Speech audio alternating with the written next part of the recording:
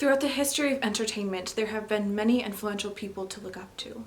Robert De Niro, Steven Spielberg, Tom Hanks, Harrison Ford, Leonardo DiCaprio, Michael J. Fox, and even Bruce Willis. But what do all of these actors and celebrities have in common? They're all in the majority when it comes to race and gender. Now, there's nothing wrong with white men in the movie business. Steven Spielberg created some of the most influential movies of all time, from Indiana Jones and Jurassic Park to Catch Me If You Can and Empire in the Sun, among many. Martin Scorsese created the Goodfellas movie, and Quentin Tarantino reinvented moving pictures with a new style of cinematography and gore elements. These men are inspiring legends in entertainment. But let's look at this. Now, for nearly a decade, diversity in film remained largely unchanged. A study by researchers at the University of Southern California found that in the year of 2007, 78% of those employed in the movie business were white, 13% were black, 3% Asian, 3% Hispanic, and 3% other races. This table also states that the year of 2014 employed 73% whites, 13% black, 5% Asian, 5% Hispanic, and 4% other races. What a drastic change.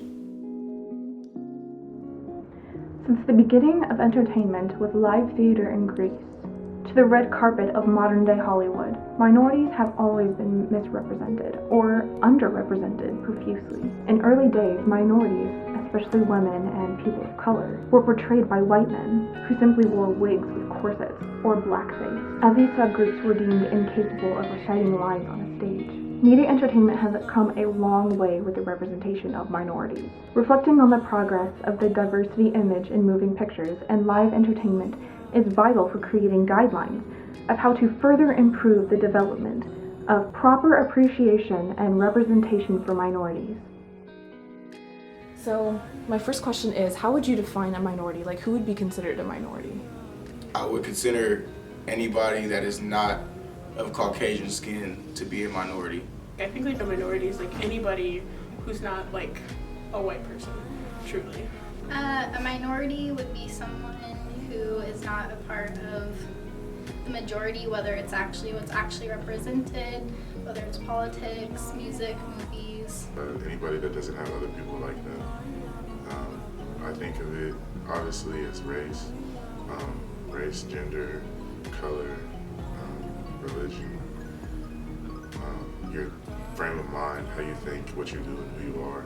And that also includes like people with disabilities and things like that. There's like a wide spectrum. It definitely depends on how you're looking at it. If you're looking at numbers in population, or if you're looking at numbers in, like, if you're represented in Congress, if you're represented in media, different things like that. Would you consider yourself to be a minority, and why? Explain why. Yes.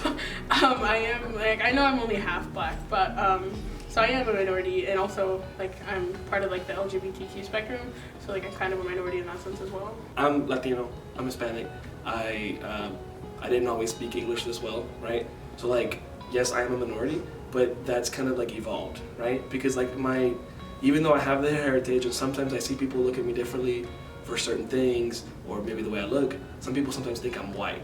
So like I feel like it's kind of like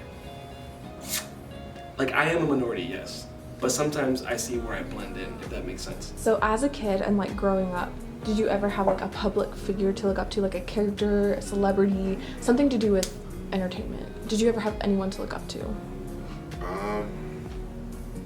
Not really. Who was Hispanic? Not a lot. Nobody. There was no person or thing as a kid that I would say the George Lopez show, but nobody looked up to them. You know what I mean? So I know this is gonna sound cliche, but someone I've always looked up to, like since like 2006, was Taylor Swift. A lot of people made fun of her for very normal, everyday human things, whether it was like how many people she dated, which is things all young people do. And finally this year she came out with the song The Man, and she says, if I was a man, then I'd be the man. And she's right, because if she was a man, she'd be one of the biggest ballers in the industry. Penny Proud and That's So Raven. Those are like my two favorite shows, because like those are really like the only two like girls of color that like looked similar to me. When I was little, I looked up to Michael Jordan because I played basketball. and he was like a public figure. I mean, he pretty much not only changed the game of basketball, but he changed the culture of basketball as well. And he also changed the culture. I mean, like style, sneakers.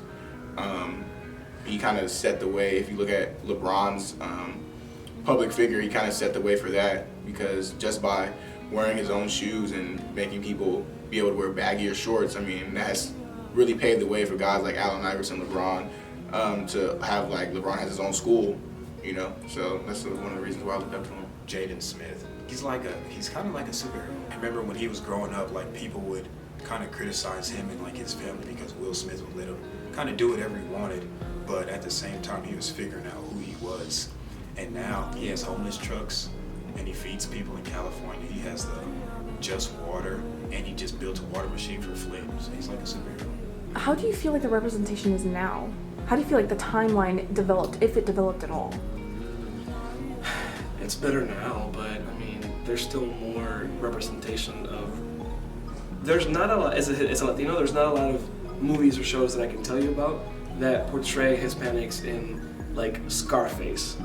I mean, there's a whole bunch more that I can tell you, but that's the one that comes to, like, I'm guilty of loving Scarface, but in that same vein, like, how many people see that and just assume that Hispanics are a bunch of coke-sniffing drug lords, you know what I mean? Why do you feel like women are so unrepresented?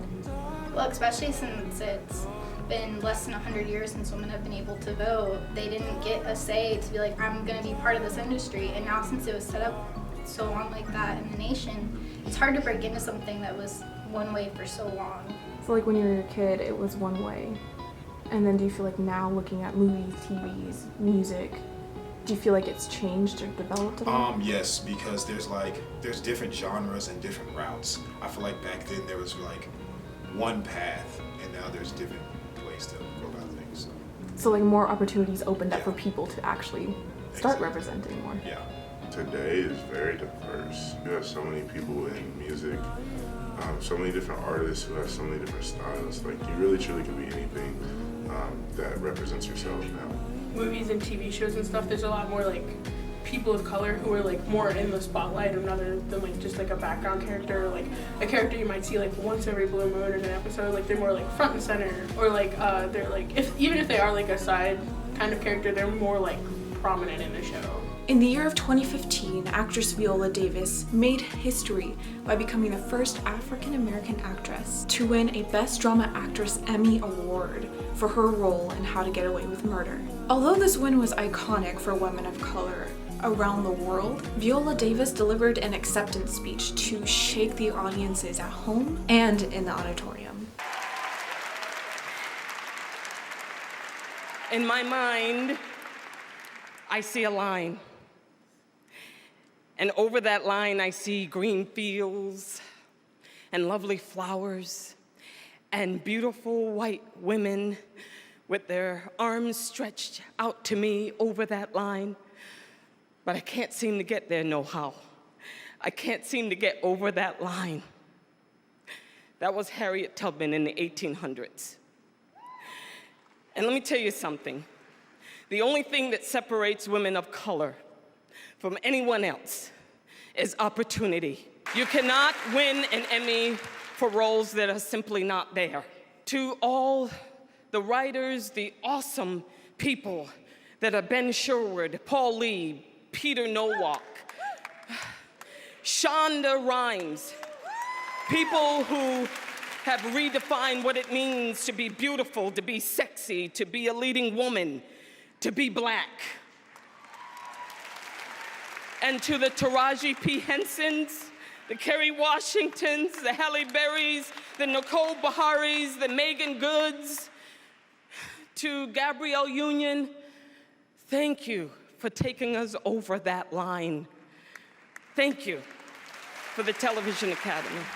UCLA began its reporting in 2011, the annual Diversity in Hollywood report. In 2011, the number of people of color in starring TV roles has more than quadrupled. Darnell Hunt, a UCLA professor of sociology and African American studies, who co-wrote the report, told NPR, "Over time, it became clear that audiences were becoming more diverse and that they were demanding more diverse content. Diversity itself was seen as a business imperative. So diversity is good for business. Top grossing films with female leads outperformed those films with male leads at the box office each year between 2014 and 2017, regardless of the movie's budget. Now, the top 2 movies nominated for Best Picture at the Oscar Awards for 2019 were Black Panther and Black Klansman. Both include leading actors that are men of color. And one of them, Black Klansman, was directed by Jordan Peele, the most influential black director of the modern day era. Rami Malek, an actor from the country of Egypt,